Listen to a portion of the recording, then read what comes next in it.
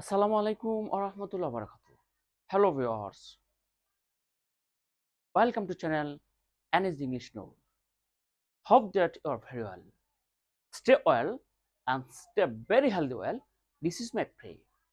Today is running a very valuable class. Today's topic is only for one pages. আজকে আপনাদের সামনে খুবই চমৎকার একটি প্রেজ নিয়ে হাজির হয়েছি। আর যে প্রেজটি হলো হোয়াট ইফ। কি বলছি বলুন দেখি? হোয়াট ইফ অর্থ হলো কি হতো যদি। কি বলছি বলেন দেখি? হোয়াট ইফ মানে হলো কি হতো যদি।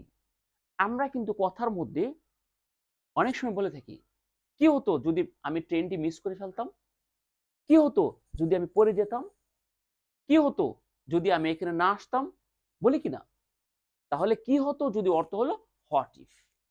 আর এইটার গঠন প্রণালী হলো হোয়াট ইফ প্লাস সেন্টেন্স নেবেন, অর্থাৎ হোয়াট ইফ এর পরে একটা পূর্ণ সেন্টেন্স নিতে হবে। যেমন আমি আপনাদেরকে দেখাচ্ছি এখানে, যেমন কি হতো যদি আমি ট্রেনটি মিস করতাম, যেমন হোয়াট ইফ মানে কি হতো যদি। এবার আই মিস দ্য ট্রেন। আমি কিন্তু বাংলা সেন্টেন্স লিখলাম না, মুখে বলে দিয়েছি। দেখেন, কি হতো যদি আমি ট্রেনটি মিস করে ফেলতাম। এরকম বলতে পারেন, কি হতো যদি আমি পড়ে যেতাম, what if I fail down. কি হতো যদি আমি পড়ে যেতাম। কি হতো যদি তুমি না আসতে, ইংলিশে বলেন দেখি, what if you don't come. তাহলে কি করতে হবে? হোয়াট ইফ মানে কি হতো যদি, অতঃপর আপনার যে সেন্টেন্স দরকার সে সেন্টেন্সটা হোয়াট ইফ এর পরে ইউজ করবেন।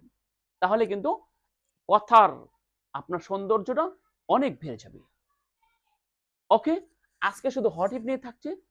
এই হোয়াট ইফটা মুখস্থ করেন এবং প্র্যাকটিস করেন, দেন আপনাদের সামনে একটি সুন্দর প্রেজ নিয়ে হাজির হব।